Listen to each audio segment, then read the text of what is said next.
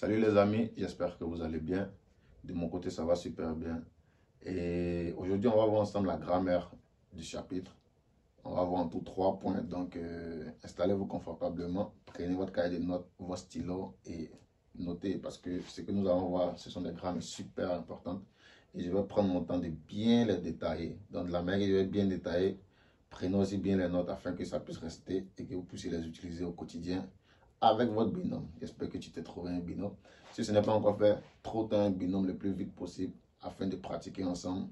Vous êtes sur la même longueur d'avance, vous pratiquez ce que j'ai dit.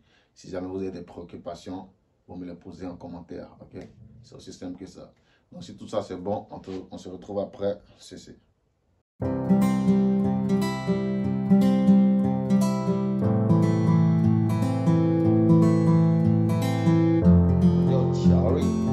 Je m'appelle Thierry. Thierry, c'est mon nom chinois.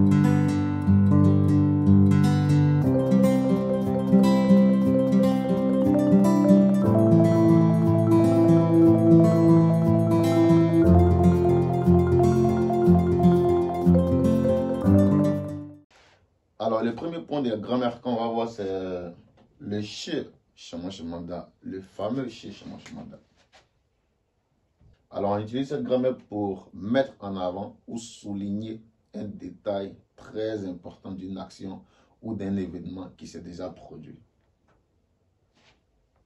Ok. Et la structure, c'est comme ça, che. Et puis ici, c'est élément à souligner en question. L'élément à souligner. Maintenant, l'élément à souligner, ça peut être un lieu, un moment, une personne, une manière, une cause, un peu de tout ça. On va pas voir tous ces différents cas, mais on va avoir des exemples. Et puis, on va comprendre. Je peux pas... ok. Ok, donc là, voici une phrase super complète. Et dans cette phrase, on va voir tout ce qu'il faut faire avec le chi, shemanda et qu'est-ce qu'il ne faut pas faire avec le chi, shemanda. Comme vous pouvez le constater, on a notre chi, on a notre da, et on a ça. Ok? Et d'abord, connaissons. Répétez après moi. 这张照片是在法国拍的。这张照片是在法国拍的。Et 这张照片，这张，on a notre Dieu, n'est-ce pas? Et le Dieu, c'est le Dieu, c'est un classificateur. Et le classificateur adapté pour les feuilles. Ok, vous voyez une photo. Avant, quand on prend les photos, n'est-ce pas que c'était en carte dans la feuille de photo. S'il y avait une feuille de papier A4, ok, on voit tout ce qui est en lamelles, comme les feuilles. On utilise le classificateur Jong. Donc, ça veut dire cette photo, cette carte de photo. Chez notre structure, Zaifaguo, c'est-à-dire, ici, Zaifaguo, c'est être en France. Faguo, c'est France. Ce mot, ça veut dire la France. Ok, la France en mandarin, on dit Faguo. Faguo. Et lorsqu'on traduit cette phrase, ça veut dire cette photo a été prise où? En France. Vous voyez qu'ici, on a souligné le mot France parce qu'on pourrait dire simplement cette photo a été prise comme ça et puis c'était fini. Mais pour montrer, ou du moins pour souligner à la personne qui est en face de moi le lieu exact de là où on a pris cette photo, j'ai mis la France. Ok? Cette photo a été prise en France. Bon, maintenant, on va voir les différents cas dans cette figure. Vous voyez, donc, le chi, shemanda, dans certains contextes, ou du moins, tu peux omettre le chi. Le chi peut être omis, ok? Le chi peut être omis. Et lorsque tu omets le chi, ça devient ça aussi, ça a un sens. Ça veut dire la même chose et ça a le même sens, ok? Mais le da ne peut jamais être omis. On ne peut pas enlever le da, par exemple, non, ça n'a pas de sens. Ça n'a pas de sens.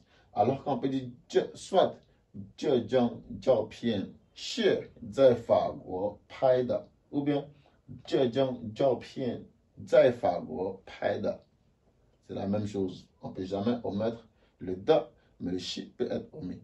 Maintenant, si on a vu ce point, il y a un autre point où, si vous avez remarqué, la phrase est au passé. On ne peut pas utiliser cette structure dans une phrase, par exemple, au passé. Si je veux dire, je suis parti hier. Ok? Je suis parti hier. J'ai dit cette structure, on n'utilise que dans le passé, n'est-ce pas? Donc, si je veux dire, je suis parti hier en mandarin, ça donne. Ok? 我是昨天去的. 我是昨天去的. Je suis parti hier. Et si je veux parler cette phrase au futur, ça donne. Quand on lit ces deux phrases, 我是昨天去的 et 我是明天去的. Ok?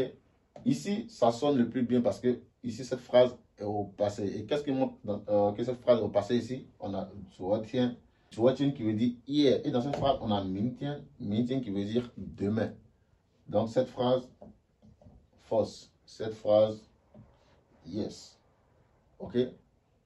Ok, donc on en verra de plus amples exemples au futur et je vous ferai voir un peu les différents types d'exemples de cette structure. Si vous tous les numéros, on ne va pas finir aujourd'hui. Donc, c'était un peu ça pour la structure 1. On va voir ensemble la structure 2. Deuxième grammaire qu'on va voir aujourd'hui, c'est ok, chemin, dashiro. Quand on met le dashiro derrière, on va voir dans deux cas. Il y a le premier cas où c'est un verbe. Ici, ça peut être soit un verbe ou soit. Et le deuxième en rapport avec un nombre. Par exemple, quand j'avais 10 ans, quand il était 10 heures, ok, des trucs de ce genre. Donc, premièrement, un exemple où on voit le verbe. Je peux par exemple prendre un exemple comme quand je marche, j'écoute la musique. Voilà. Ok, dans la première phrase, c'est quoi? 我走路的时候，走路，ça veut dire marcher. Marcher sur la route. Zao, c'est marcher. Lou, ça veut dire la route. Donc, lorsque je marche, quand je marche, j'écoute la musique. 我走路的时候，我听音乐. Est-ce que vous voyez? On a le verbe marcher plus dashiro. Donc, quand tu mets le dashiro derrière un verbe, ça veut dire au moment où tu fais ce verbe, tu fais autre chose. 我走路的时候，我听音乐. Par exemple, 我睡觉的时候，妈妈做饭. Au moment où je dors, maman prépare. Ok? 我睡觉的时候，睡觉 au moment où je dors, 我睡觉的时候，我睡觉的时候 au moment où je dors, quand je dors, maman 做饭 maman prépare. Ok? Et dans le cas où on utilise un nombre, c'est quand j'avais 10 ans, je peux dire par exemple, quand j'avais 6 ans, j'ai commencé à jouer au football. Donc ça donne quoi? Ok? On dit ensemble, 我6岁的时候，我开始踢足球. Quand j'avais 6 ans, j'ai commencé à jouer au football. 我走路的时候，我听音乐. Ok? Quand je marche, j'écoute la musique. Quand j'avais 6 ans, j'ai commencé à jouer au football. Est-ce que vous voyez un peu les deux cas de figure? Il y en a beaucoup d'exemples. Si vous avez seulement compris cette structure, vous allez voir que vous pouvez appliquer à n'importe quel autre contexte dans lequel vous serez, ok?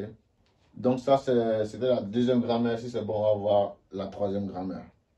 Ok, comme je l'avais déjà signifié, notre troisième grammaire, c'est yidien.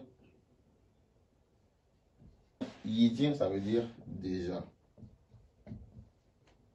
Et tout comme en français, à quel moment on dit déjà? On dit déjà dans une phrase lorsque l'action qu'on va parler de ça est déjà terminée, complétée. en bonne et due forme. Ok? Comme je suis déjà rentré à la maison. Ok? Donc, par exemple, 我已经回家了. Donc, sans le 已经, on peut dire 我回家了. Quand on dit 我回家了, ça veut dire je suis retourné à la maison. Ok?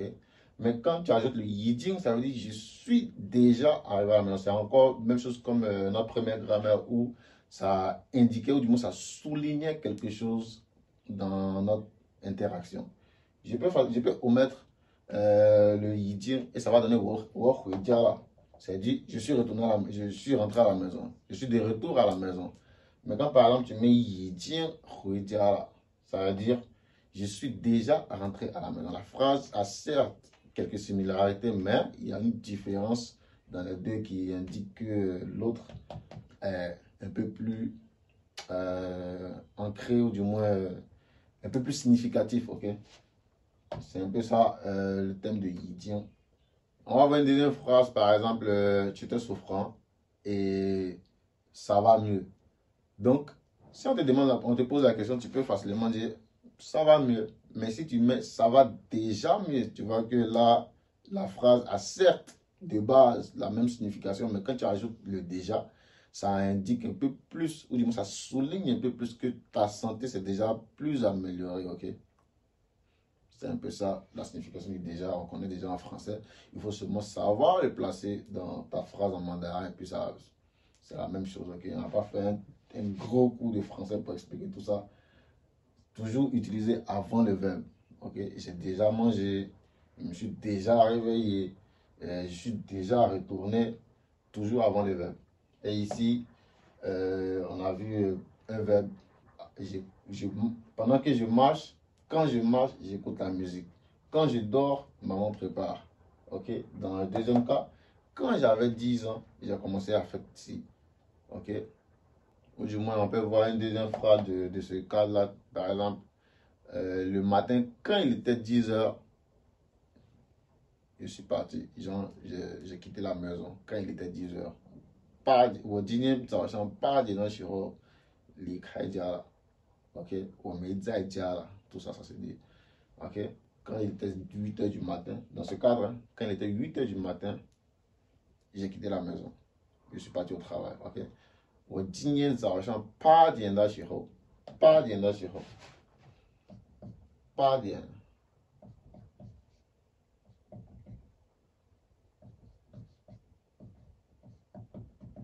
点的时候，8 heures, quand il était 8 heures, OK, 8点的时候，aujourd'hui matin, quand il était 8 heures, je suis allé au travail. 今天早上8点的时候，我去工作。OK?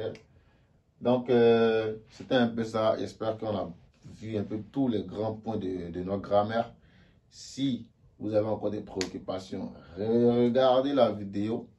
Et si ça ne va toujours pas, dites-moi en commentaire la partie qui vous fatigue et je vous répondrai. OK?